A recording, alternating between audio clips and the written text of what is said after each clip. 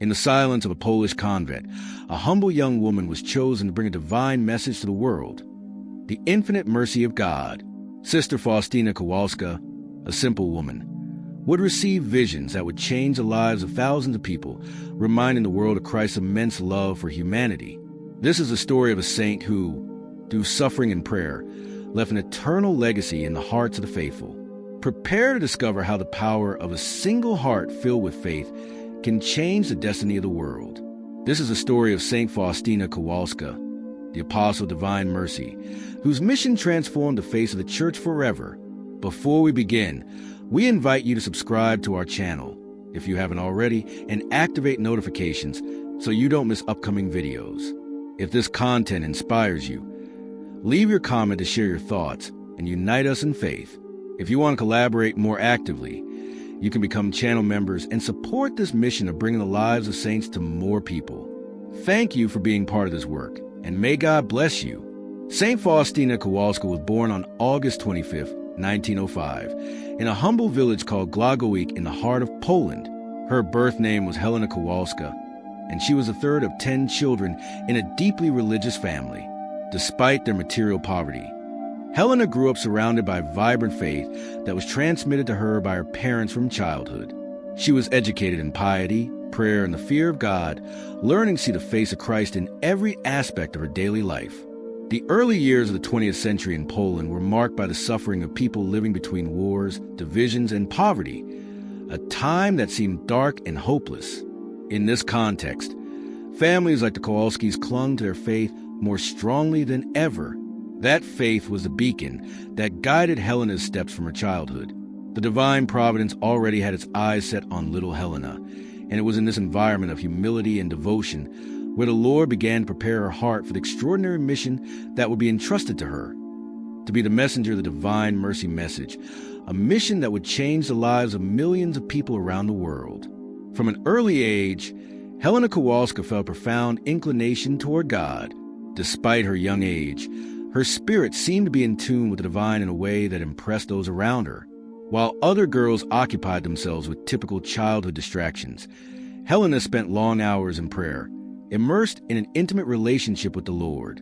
At age 7, she had her first mystical experience. While praying alone, she clearly felt Jesus' call to consecrate herself completely to him. From that moment, the desire to give herself to religious life grew in her heart.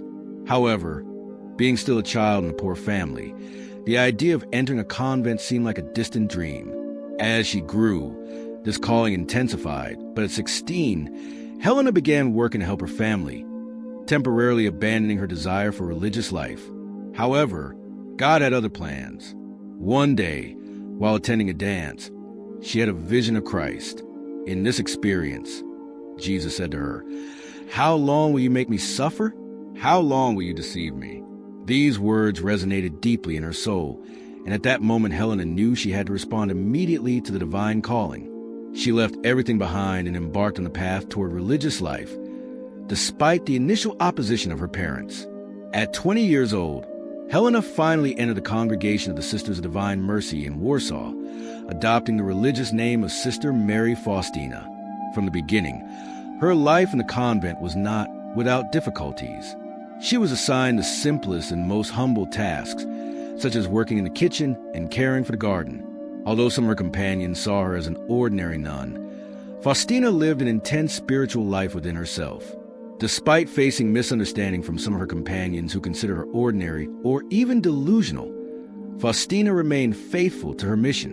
In 1931, while Sister Faustina was in her cell at the convent, she had a vision that would mark the beginning of her most transcendental mission. Jesus appeared to her dressed in a white tunic, with one hand raised in blessing and the other touching his chest, for which emanated 2 rays of light, one red and one pale. In this vision, Jesus spoke to her clearly and gave her a sacred mission.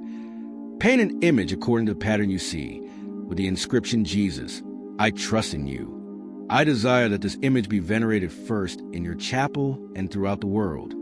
In this apparition, Jesus showed himself with red and white rays emanating from his heart, symbolizing the blood and water that flowed from his side on the cross. This was not simply a vision. It was the beginning of a mission that Jesus himself entrusted to her, to propagate the devotion to his divine mercy throughout the world. Sister Faustina, surprised and moved, felt overwhelmed by the magnitude of what was being asked of her, but she trusted in the Lord's words and prepared to fulfill his will. Sister Faustina began to experience mystical phenomena with greater frequency, visions, ecstasies, and interior locutions. On one occasion, Jesus promised her, "The souls that venerate this image shall not perish. I also promise victory over their enemies, especially at the hour of death." Jesus continued revealing to her profound meaning of his mercy and how it should be venerated by humanity. On another occasion, he told her, "The two rays signify blood and water. The pale ray signifies the water that justifies souls. The red ray signifies the blood, which is the life of souls.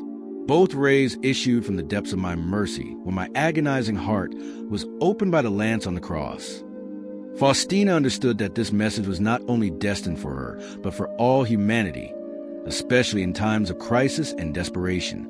Through the image of divine mercy, Christ wanted to remind the world that his mercy is infinite and that everyone could turn to him seeking refuge and salvation. With the help of her confessor, Father Michael Sapako, the image was finally painted by an artist following Faustina's exact indications. Although the first efforts to spread this devotion were received with skepticism, Faustina never doubted her mission and continued with fervor her life of prayer, penance, and service. Throughout her life, through visions, Jesus taught her to pray the Chaplet of Divine Mercy, a simple but powerful prayer that should be prayed especially for sinners and for those on their deathbed.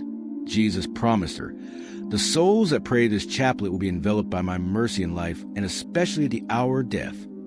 The message of divine mercy was growing, and although Faustina faced misunderstandings and physical sufferings, she never departed from the task entrusted to her. These visions and messages would later be compiled in her diary, an impactful testimony of her profound spiritual life and divine mercy. As her visions intensified, Sister Faustina understood with increasing clarity the mission that Jesus had entrusted to her, to spread devotion to his divine mercy. This devotion should be known throughout the world, and its message should reach all souls, especially those most in need of mercy. Jesus asked her not only to promote the image of divine mercy, but also to establish a special feast in honor of his mercy. Sister Faustina, despite her humility and simplicity, accepted this immense responsibility with total obedience. However, this task was not easy. At first, many did not understand the magnitude of the devotion that Jesus had revealed to her. Even within her own religious community, some sisters considered her an unbalanced visionary, and her superiors showed reservations about the authenticity of her mystical experiences. Nevertheless, Faustina remained firm, trusting in the words that Jesus had repeated to her again and again. "Do not be afraid of anything. I am always with you. Even if it seems to you that I am very far away and that all is lost, I am always with you." Through the help of her confessor, Father Michael Sapako, Faustina was able to begin spreading devotion to divine mercy, especially in its best-known version. The image of merciful Jesus with the inscription, "Jesus, I trust in you." Father Sapako was the one who deeply understood the importance of this mission and supported Faustina in her task of bringing the message to the world. During this time, Faustina began writing her diary, in which she narrated not only her visions and interior locutions, but also her profound spiritual reflections and her intimacy with God. This diary, titled Divine Mercy in My Soul, will become a crucial work for the expansion of devotion to divine mercy. Throughout her life, Faustina suffered intensely. She not only faced physical pain due to tuberculosis that weakened her body, but also spiritual trials. Jesus allowed her to live suffering as a form of purification and participation in his passion. Faustina accepted all these trials with great humility, offering each moment of pain for conversion of sinners and for the propagation of the message of mercy. Despite her limitations, Faustina never stopped praying and fulfilling God's will. At the end of her life, the message of divine mercy began to flourish. Although Faustina would not live to see its complete expansion, her humility and obedience, along with her tireless love for souls, laid the foundations for what would become a global devotion recognized by the Church and venerated by millions of people around the world. Saint Faustina Kowalska died on October 5, 1938, but her mission did not end with her departure. On the contrary, after her death, the message of divine mercy that she received directly from Jesus began to expand like a wave of hope and salvation throughout the world. Her diary, Divine Mercy, My Soul, became a fundamental text for all those seeking to understand more deeply the message of mercy that God desires for humanity. Father Michael Sapako, her confessor and main support during her life, continued with fervor the task of spreading devotion to divine mercy. Despite initial difficulties, Sapako persevered, convinced of the importance of this mission for the entire world. It was thanks to his efforts that the image of merciful Jesus began to be venerated in many places, and the message of mercy reached hearts from all parts of the world. One of the most decisive moments in the propagation of this devotion was when Pope John Paul II, also Polish and deeply devoted to divine mercy, beatified Faustina in 1993 and subsequently canonized her on April 30th, 2000. During the ceremony, the Pope officially instituted Divine Mercy Sunday on the first Sunday after Easter, just as Jesus had asked Faustina. On that day, the message of divine mercy was proclaimed with strength, reminding the entire world that God is always ready to forgive and welcome those who trust in his mercy. The global impact of Saint Faustina and devotion to divine mercy cannot be underestimated. Today, this devotion is celebrated throughout the world, and millions of people embrace the promise that Jesus made to Faustina, that those who trust in his mercy shall not perish. The words, Jesus, I trust in you, resonate in the hearts of the faithful, especially in moments of suffering and desperation.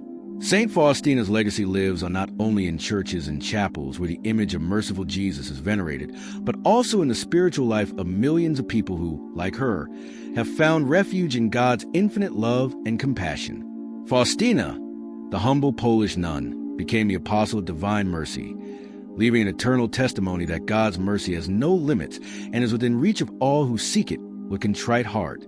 As we conclude this story, let's remember that God's mercy is a door always open for each one of us. Just as Jesus revealed his infinite love to Faustina, today he also invites us all to trust fully in him, to surrender our worries, our pains, and our sins to him, knowing that his mercy envelopes and transforms us. May the Lord bless you all, and may divine mercy continue to illuminate your journey. We will continue sharing the lives of saints, those witnesses of God's love who inspire us to move forward on our own path of faith. See you in the next episode of Santa Sanctorum.